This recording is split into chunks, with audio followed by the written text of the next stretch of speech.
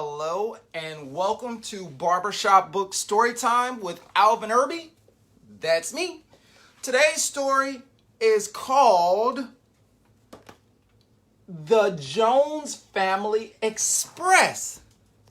The Jones Family Express, what does that mean? Well, an express sometimes means fast. Well, no, actually, whenever you hear the word express, it usually means really fast. Now, a long time ago, like in the 1800s, that's a long time ago, there was something called the Pony Express. And it was like the post office before there was a post office, I guess. But instead of delivering mail in cars or trucks, people delivered all of the mail on ponies or on horses. So they called it the Pony Express. And guess what I see on the front cover of this story? I see that it looks like the boy on the cover has a package. Maybe it's even a present because it has like a ribbon on it. So maybe this book may be about someone who's delivering stuff. Well, the Jones Family Express. So maybe it's a family because Jones is usually a last name. Well, let's hop into the story, find out what the Jones Family Express is all about. Whoa! Look at this page. It has all of these different postcards. Remember how I told you that the Pony Express was a way that people would be able to deliver mail a long time ago? Well, the more and more I look through this story, it makes me think that this story may be about someone delivering some type of mail. Let's find out. Every summer, for as long as I can remember, my aunt, Carolyn, has gone traveling. Sometimes she would go out of the country, and other times she just got on the train and visited different places. She always had funny stories to tell when she returned. I thought Aunt Carolyn's stories were so much fun that once, when I was 3, I hid in her suitcase so she would take me with her. Oh my goodness. Oh my head. Wait, so this kid wanted to go on a trip so bad that he actually hid in his aunt's suitcase. Can you believe that? He must have really wanted to go on a trip really, really bad if he hid in his aunt's suitcase. She was so tickled, she promised to send me a postcard from every place she went until I was old enough to travel with her. How cool is that? So, he hid in his aunt's suitcase. And of course, she found him. And she said, well, you know what? Because you want to travel so much, I'm going to send you a postcard so that no matter where I am in the world, you'll be able to know where I am, and I'm going to send you postcards until you get old enough to travel with me. How cool is that? Grandma had to read the postcards to me at first, but as I got older, I read them myself. Remember, he was 3 years old when he climbed into his aunt's suitcase. Those postcards always make me feel special. And look, here's a picture. And here are some pictures of the different postcards. You can see them in the background. This is so cool. I like to travel. This summer, Aunt Carolyn said she would be here for our annual block party. Cool. The block party was my favorite time of the year because the whole family visited us at Grandma's house. People came from everywhere. and there was a lot of food, music, and things to do. Aunt Carolyn didn't come back often, so I wanted to get something special for her. I just didn't know what.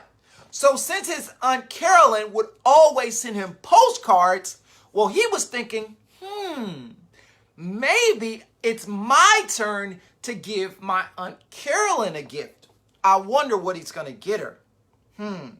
The night before the party, I barely got any sleep. My cousin Sean was staying over, and I had to share my bed with him. Sean was always asking questions. Why do dogs like dog biscuits? He asked. I don't know, I answered, but I wasn't really listening. I just lay there thinking until I came up with an idea. Maybe I could find something for Aunt Carolyn on Nostrand Avenue. You can buy almost anything there. So, the boy in the story wasn't able to go to sleep because all he kept thinking about was, I wonder what kind of gift I can get for my Aunt Carolyn. And he decided that on this street called Nostrand in his neighborhood, I guess people sell a lot of stuff, so he was going to go there to see if he could find a cool gift for his Aunt Carolyn. The next morning, I woke up to the smell of Grandma's pancakes. Man, that's making me hungry. Get up, Sean, I said, poking him in his ribs. It's time to get up. We got dressed and ran downstairs. Good morning, Grandma. We sang as we sat down to heaping plates of her buttery, syrupy pancakes. Man, that sounds so delicious. Uncle Charles walked in, grumpy as usual. Sean and I covered our plates with our arms because Uncle Charles liked to take bites of your food. Do you like for people to take bites of your food? I sure don't. It's my food. Don't be sticking your fingers in my food. Well, stop it, Charles, Grandma said just as he reached for one of my pancakes. I only do it out of love, Uncle Charles replied, acting all innocent. I want to make sure it's not poisoned. I think Uncle Charles just wanted some of their pancakes. And look, there's their grandma. Do you see her? She's right here. And then there are the two boys. And do you see the pancakes? Yummy. Right here. Well, I guess he's still waiting on pancakes. But they covered their plates.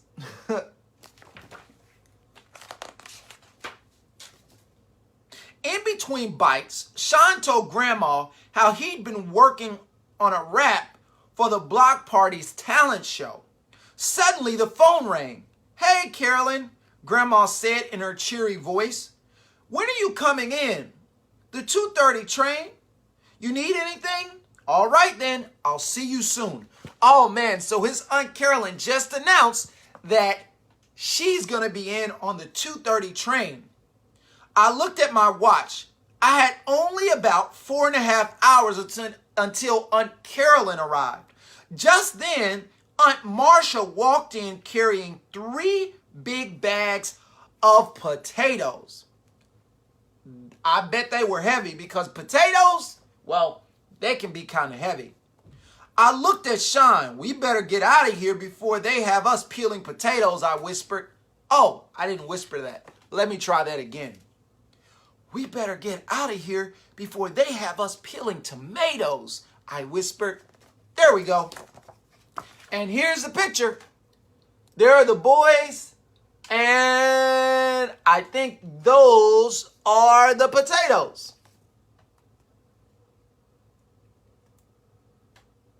Are you getting hungry yet? Because I am starving. When we reached the vestibule door, we heard country music blasting. That could mean only one thing. Granddad. I didn't want to get trapped having to help Granddad make his secret barbecue sauce that everybody knew the secret to. Besides, Granddad liked to tell long stories. Why doesn't the boy want to get caught telling stories to Granddad? Because he has to go down to Nostrand Avenue to buy a gift for his aunt. Man, let's see what happens next. Sean, I said, go talk to Granddad. I'll be out in a minute. As soon as Sean was gone, I ran up to my room, climbed out the window, out onto our neighbor's tool shed, and made my way past her garden to the street. Then I headed toward Nostrand Avenue. And look, here he is heading for Nostrand Avenue. And here are some pictures of more of the letters or the postcards. Do you see them? Here's one, and there are even some more in the back. The first place I went was Perkins Drugstore. The store had shelves and shelves of stuff. I wandered up and down the aisles, picking up things until I heard someone come up behind me. How may I help you, young man?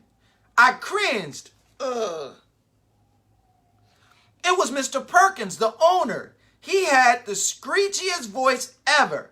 It was like nails scratching on a chalkboard. That is not a good sound for your ears to hear that on a chalkboard. I told him I wanted to find a special gift for my favorite aunt. What about some cards? Mr. Perkins said. Or we have delicious chocolates. She might like some perfume. I shook my head, no. So he started suggesting other things. I listened politely until my head started to hurt. Thank you, I said finally. Let me think about it some more. Then I walked quickly out the store, rubbing my ears. I guess Mr. Perkins was talking him to death. Or maybe it was because of his voice. Remember he said it was like a screeching voice, like nails on a chalkboard? Not a good sound. And look, here's the boy, and there's Mr. Perkins talking to him. It looks like he's almost in pain. He really does not like the sound of Mr. Perkins' voice. Let's see what happens next. Next, I went to Mrs. Ruby's shop. She's from Jamaica. She had lots of handmade things in her store. People do like handmade gifts, so maybe he can find something in Miss Ruby's shop. And I loved the way she talked. Hey, sweetie, how do you do? Miss Ruby asked. I'm looking for a surprise for my Aunt Carolyn, I answered. Looking around the shop, I saved up $10.75. Wow, he really did save up a lot of money. Okay, Miss Ruby said. She must be really special. You see anything you might like? What about that picture frame? It cost $27. Whoa, $27. That's way more money than he has. He only has $10.75. So he's going to have to find a cheaper gift. I said, Aunt Carolyn loves elephants. Who doesn't love elephants? I love elephants so much, I even like making an elephant sound. Are you ready?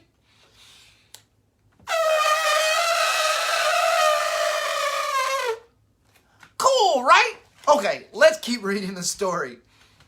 That one kind of expensive, she said. It cost $27. What? It seemed like everything in here cost $27. Let's see. I put on my best smile and told her I was a little short. A little short? You short for true. You short for true, she said and chuckled. If you did have a little more money, I would have sell it to you. But sorry, my love. The money too short. You see a next time, you see a next one that you like? I think it must be her accent. I looked around but didn't see anything else. No, thank you, I said. I left Miss Ruby's feeling a little down. Why do you think he feels a little down? It's probably because he doesn't have enough money for some of the things that he wants, and he really wants to get a gift for his aunt.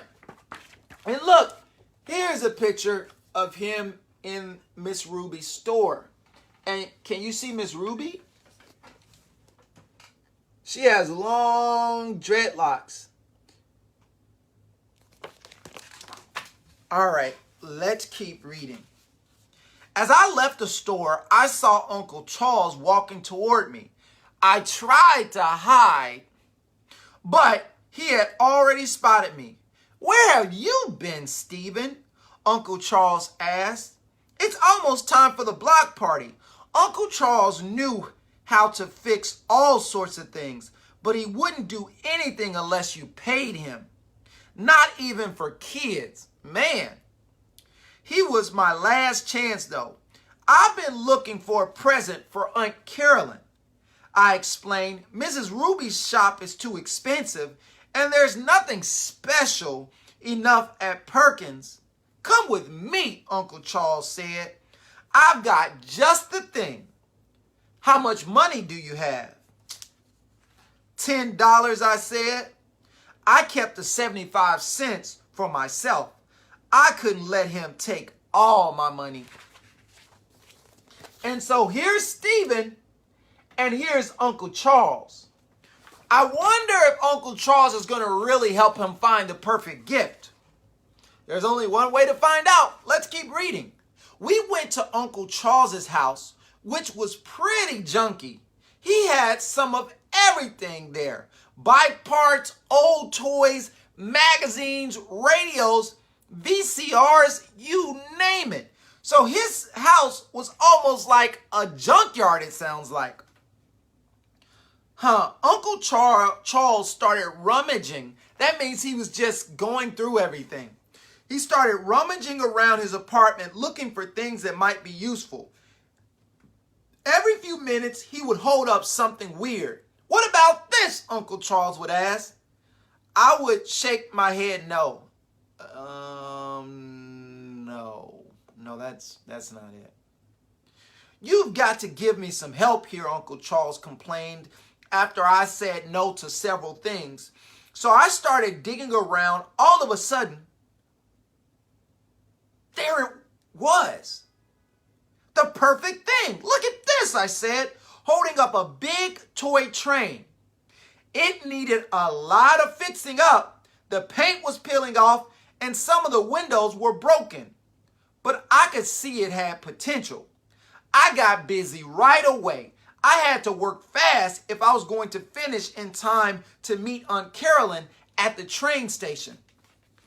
And here is Stephen with the toy train. And Uncle Charles is in the background. As you can see, it looks kind of cool, but it needs some work. For those of you who are just tuning in to Barbershop Books Storytime, today we're reading The Jones Family Express. This is a story about a little boy who has an aunt, a favorite aunt, who loves to travel. And every time she travels, she sends him a postcard, whether she's somewhere around the world or if she just takes a trip in her own state. No matter where she goes, she makes sure to send a postcard. And on all of the pages, it has postcards in the background. You can barely see them, but there are little postcards all around. Let's see. I arrived at the station just as the train was coming in. A big crowd of people rushed down the stairs toward me. After almost everybody had left the station, I spotted Aunt Carolyn. Hey, Stephen, Aunt Carolyn called. She bustled over and plopped down her bags. She gave me a big kiss and I gave her a nice big hug. "How's my little man doing?" Aunt Carolyn said. "Oh, you've gotten so big and handsome. I don't know who's more handsome now, you or Sean." "Me, of course," I said, and we both just laughed. And look, here's more postcards all in the background. Do you see them? Here's one, and there's even more postcards all around. Remember, every time his Aunt Carolyn goes on a trip, she mails him a postcard. And here's Stephen with his favorite aunt giving her a great big hug at the train station. Now remember, where are they supposed to be going? To a big block party. "So, what do you have there, Stephen?" Aunt Carolyn asked, pointing to the package under my arm. "It's a surprise for you," I said as I handed her the package. Without saying a word, Aunt Carolyn opened her gift. As soon as she got the wrapping off, she put the train up to her face and turned it around and around. "Stephen," Aunt Carolyn said, and gave a big laugh. "This is the best present anyone has ever given me." Wow, his aunt said that was the best present that she had ever received. And look, here Stephen is with his aunt as she unwraps the present. And do you see what he wrapped the present in? He wrapped it in newspaper. Did you know that you can actually wrap a present in newspaper? Yeah. It can be like gift wrapping paper. Oh man, this looks so cool. Are you ready to see it? Of course you are. So let's take a look at the train. And what does it say? It says, "The Jones Family Express." How cool is that? And there are pictures of the family in the windows. Wow. He must have painted the train red, and then he stuck family photos in it. This is a super cool gift. When we got back to my block, everyone was so excited to see Aunt Carolyn that they didn't ask where I had been. They surrounded her as if she were a movie star. Their voices shouting out from every direction. "How have you been, Carolyn?" someone called. "What did you bring me?" joked another. Were you really in Alaska?" asked Sean. Instead of answering them, Aunt Carolyn held up the train. "Isn't this the most wonderful thing you've ever seen?" she said. And look, here's a picture of her giving everyone big hugs. And here's more postcards. How cool is that, to have a favorite aunt who sends you postcards from all over the world? That's so cool. Eagerly, they passed around the train, and everyone took real long, careful looks. Sometimes people laughed or made comments. "Yeah," said Uncle Charles, "that sure is Grandma, always on the phone." "Look at the afros on Uncle Charles and Aunt Marcia," Grandma said, rolling her eyes. "The Jones Family Express, that sure is right," said Granddad, chuckling. Everyone liked the train. Even Sean, who made a face and said I should have chosen a better picture of him. So everybody in his family really liked all of the pictures that are on the side of the train. Wow. It looks like the gift that Stephen made was a really big hit with the family. Let's take another look at everyone surrounding the train. Everyone looked really excited. Oh, except for his one his one cousin who I don't think he really liked his picture. All right, let's see what happens next. The rest of the day flew by. Aunt Carolyn put her train on an old cake stand in the kitchen window where everyone could see it. Granddad cooked his best batch of barbecue ever. There were so many greasy barbecue-stained little kids running around that it looked as if they had been in a mud fight.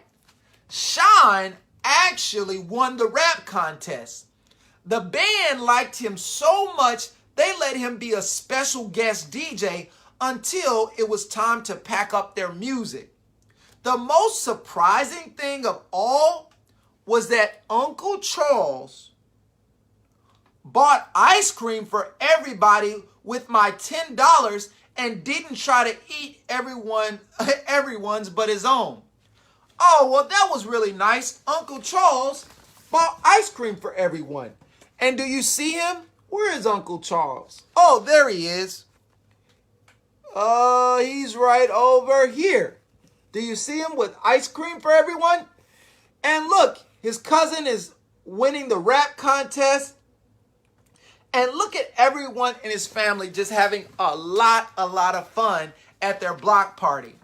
A block party is just when you have a party that's kind of on the street. Usually, during a block party, they close off the ends of the street so that cars can't drive through and people just listen to music and dance on the street. It's a lot of fun. Aunt Carolyn sat next to me on the stoop as the whole family told stories, played games, and fought over the last bit of food. Stephen, thank you for making me feel so special, Aunt Carolyn said. She gave me a little hug and handed me a postcard. I turned over the postcard and read the message aloud. Good for one trip with Aunt Carolyn. Whoa! She gave him a postcard that said that it's good for one trip with Aunt Carolyn. I couldn't believe my eyes. I was finally old enough to travel with Aunt Carolyn. Who would have guessed that at the end of the day, I would get the best present of all? And look, here's everybody, including Stephen with his new postcard. Do you see it? It's right there. And the rest of the family. I think Stephen is going to be really excited that he gets to travel with his Aunt Carolyn. And guess what? That is the end of the story. And these last 2 pages are just filled with lots and lots of postcards. Thank you so much for watching Barbershop Books Storytime and for listening to the Jones Family Express. If you would like to learn more information about Barbershop Books, visit our website at barbershopbooks.org. You can also connect with us on social media at Barbershop Books. Until next time, bye.